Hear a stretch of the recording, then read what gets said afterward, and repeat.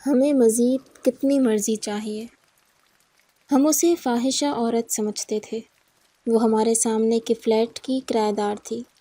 وہ صبح بن ٹھن کر باہر آتی تھی، جینز اور شرٹ پہنتی تھی، پاؤں میں کینوس کے شوز ہوتے تھے، سر ننگا ہوتا تھا اور وہ مردوں کی طرح سینہ تان کر چلتی تھی۔ وہ فلیٹ سے نکلتی تھی تو میرے روم میٹ ٹیرس پر کھڑے ہو کر اسے اس وقت تک دیکھتے رہتے تھے جب تک وہ نقطہ نہیں بن جاتی تھی۔ وہ جانتی تھی اسے پیچھے سے دیکھا جا رہا ہے، لیکن اسے کوئی پرواہ نہیں ہوتی تھی۔ وہ بس چپ چاپ نکل جاتی تھی اور رات 8 بجے واپس آ جاتی۔ میرے روم میٹ شام 7:45 بجے دوبارہ ٹیرس پر جم جاتے۔ وہ دور سے آتی تھی اور آہستہ آہستہ نقطے سے پوری عورت بن جاتی تھی۔ وہ جب تک دروازہ کھول کر اپنے فلیٹ میں گم نہیں ہو جاتی تھی، ہم اسے دیکھتے رہتے۔ ہم رات کے وقت دیواروں کے ساتھ کان لگا کر اس کے فلیٹ کی آوازیں بھی سنا کرتے تھے۔ وہ جب کرسی کھسکاتی تھی، جب فریج کھولتی تھی، وہ باتھ روم میں بالٹی بھرتی تھی، اس کے کموڈ کا ٹینک خالی ہوتا تھا، یا پھر وہ پلنگ پر چھلانگ لگاتی تھی تو ہمیں فوراً پتہ چل جاتا تھا۔ مجھے محسوس ہوتا تھا ہمارے پاس اس فاحشہ عورت کی حرکتیں نوٹ کرنے کے علاوہ شاید کوئی کام نہیں۔ ہمارا آدھا دن اسے ڈسکس کرتے اور باقی آدھا اسے آتے جاتے دیکھتے گزرتا تھا۔ ہماری اجتماعی رائے تھی یہ ایک فاحشہ عورت ہے۔ ہم کہتے تھے اس کی چال ڈھال دیکھیں، اس کے کپڑے، اس کی نظروں کی بے باکی دیکھیں، اور یہ کس طرح سینہ تان کر چلتی ہے، اور یہ چلتے ہوئے کس طرح سڑک کے پتھروں کو ٹھوکریں مارتی ہے۔ کیا یہ شریف عورتوں کی نشانی ہے؟ کیا خاندانی عورتیں ایسی ہوتی ہیں؟ ہم لوگوں کی اجتماعی رائے ہر بار منفی ہوتی تھی، اور یہ رائے ہر بار پہلے سے زیادہ مستحکم، پہلے سے زیادہ پائیدار ہو جاتی تھی۔ یہ سلسلہ 2 ماہ چلتا رہا، لیکن پھر اس کا ڈراپ سین ہو گیا۔ وہ ایک صبح معمول کے مطابق گھر سے نکل گئی۔ ہمیں 10 بجنے کے قریب اس کے فلیٹ سے برتن گرنے، فرنیچر گھسٹنے اور دیواروں پر ضربیں لگنے کی آوازیں آنے لگیں۔ ہم لوگ گھبرا گئے اور دیواروں کے ساتھ کان لگا کر سننے کی کوشش کرنے لگے۔ ذرا دیر بعد کسی نے فلیٹ کا دروازہ اندر سے توڑنا شروع کر دیا۔ ہم مزید گھبرا گئے۔ ہمیں پولیس بلانے کا طریقہ نہیں آتا تھا۔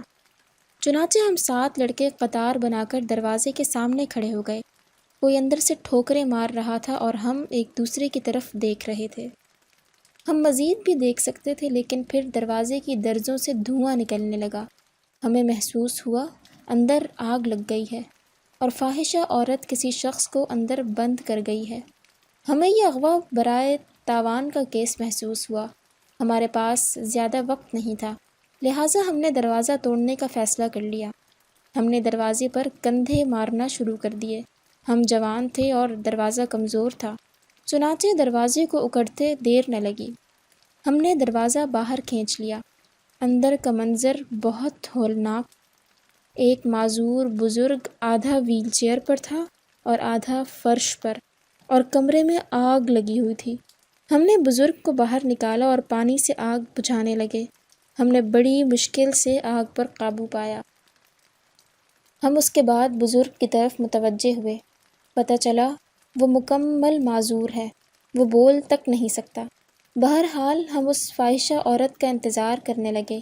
وہ آئی اور ٹوٹا ہوا دروازہ اور آگ دیکھ کر چیخنے لگی۔ ہم اسے لے کر اپنے فلیٹ میں آ گئے۔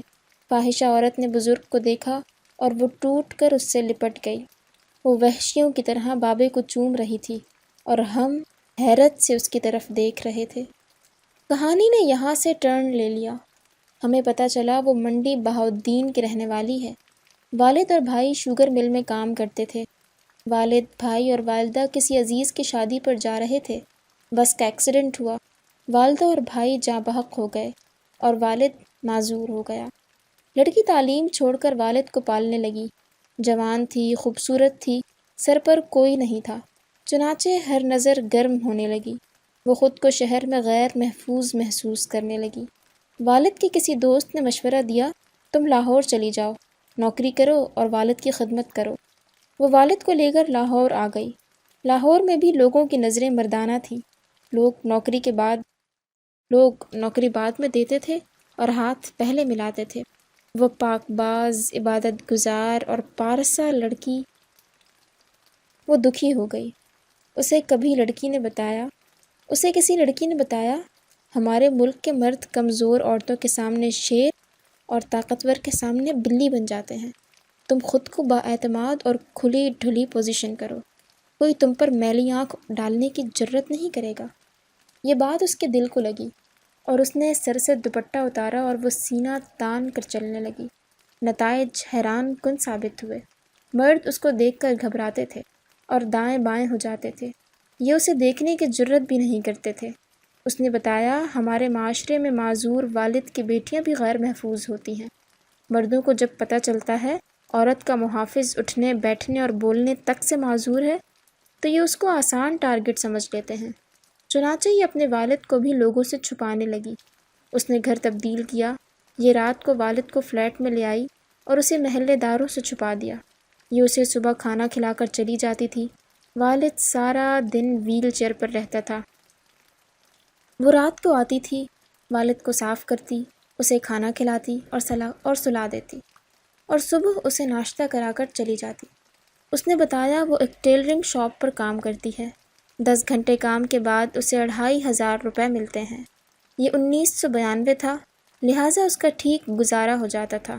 وہ اس دن غلطی سے استری جلتی چھوڑ گئی تھی۔ کمرے میں آگ لگ گئی اور والد نے ویل چیئر دروازے پر مارنا شروع کر دی اور یوں اس کی کہانی کھل گئی۔ مجھے آج بھی اپنی شرمندگی یاد ہے۔ میرے روم میٹ بھی شرمندہ تھے۔ ہم اس وقت اسٹرگل کی ایج میں تھے، بے روزگار تھے۔ ہمارے پاس درخواستوں اور انٹرویوز کی تیاری کے علاوہ کوئی کام نہیں ہوتا تھا، لہٰذا ہم نے اس بیچاری کے بارے میں کہانیاں بنانا شروع کر دی تھیں۔ وہ چند دن مزید وہاں رہی اور پھر ایک دن سامان باندھ کر چلی گئی، لیکن ہمارے سینے پر ہمیشہ ہمیشہ کے لیے شرمندگی کا داغ چھوڑ گئی۔ میں 1 ہفتے سے ملک میں میرا جسم میری مرضی کا فساد دیکھ رہا ہوں۔ میں جب بھی یہ بحث سنتا ہوں تو مجھے بے اختیار وہ یاد آ جاتی ہے اور میں دل سے تسلیم کرنے پر مجبور ہو جاتا ہوں۔ ہم پاکستانی مرد واقعی ظالم، واقعی وحشی ہیں۔ ہم کسی بھی عورت کے بارے میں غلیظ ترین رائے بنانے کے ایکسپرٹ ہیں۔ میں حیران ہوں، میرا جسم میری مرضی میں فحاشی، عریانی یا مذہب کی توہین کہاں چھپی ہے؟ کیا مرد کے جسم پر مرد کی مرضی نہیں ہوتی؟ ہم عورت کو صرف جسم کیوں سمجھتے ہیں؟ کیا یہ انسان نہیں؟ اور کیا تعلیم، روزگار اور اظہار رائے میں اس کی مرضی نہیں ہونی چاہیے؟ اسلام دنیا کا واحد مذہب ہے جس نے عورت کو اپنی مرضی سے شادی کرنے اور طلاق لینے یعنی خلا کا حق دیا تھا۔ یہ دنیا کا پہلا مذہب ہے جس نے عورت کو وراثت میں حصہ دیا، اور یہ اس قدر لبرل مذہب ہے کہ حضرت خدیجہ نے عورت ہوتے ہوئے اپنی زبان سے نبی صلی اللہ علیہ وسلم کا رشتہ مانگا تھا۔ کیا یہ مرضی نہیں تھی؟ ہم کس قدر تنگ نظر اور چھوٹے لوگ ہیں۔ ہماری نظر میں جسم اور مرضی کا صرف ایک ہی مطلب ہوتا ہے، اور وہ ہوتا ہے جنسی تعلقات۔ میں مانتا ہوں ہم عورتوں کو بہت عزت دیتے ہیں، لیکن سوال یہ ہے وہ ہم کتنے لوگ ہیں؟ ہم عزت دینے والے لوگ چند لاکھ سے زیادہ نہیں ہیں، جبکہ باقی کیا کر رہے ہیں؟ آپ صرف اعداد و شمار نکال کر دیکھ لیجئے۔ ہم لڑکیوں کے چہروں پر تیزاب پھینکنے میں دنیا میں 4تھے نمبر پر ہیں، اور ہماری عورتیں تعلیم، روزگار، خوراک اور اعتماد میں بھی دنیا کے پست ترین درجوں میں آتی ہیں۔ لیکن مرضی ہمیں صرف اپنی چاہیے۔ ہمیں آخر مزید کتنی مرضی چاہیے؟ کیا ہم عورتوں کی کھوپڑیوں کے مینار بنانا چاہتے ہیں؟ ہم بڑے ہی دلچسپ لوگ ہیں۔ ہمارے شہروں میں ہیرا منڈیاں ہیں۔ ہم شادیوں میں مجرے کراتے ہیں، اور ہم سب کے موبائل فون میرا جسم تیری مرضی سے لبالب بھرے ہیں۔ لیکن ساتھ ہی وہ خلیل الرحمن قمر ہمارا ہیرو ہے، جس کے ڈرامے میں ایک عورت 2 مردوں کے درمیان پنگ پانگ بنی ہوئی تھی۔ یہ اس ملک میں کیا ہو رہا ہے؟ میں دل سے سمجھتا ہوں ہم مردوں کو اس دن سے پہلے عورتوں کے کسی مارچ اور کسی نعرے پر اعتراض کا کوئی حق نہیں۔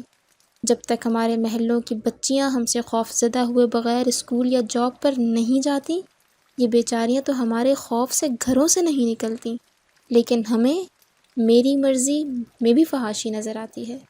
ہمیں مزید کتنی مرضی چاہیے؟ دل پر ہاتھ رکھیں اور سوچیں۔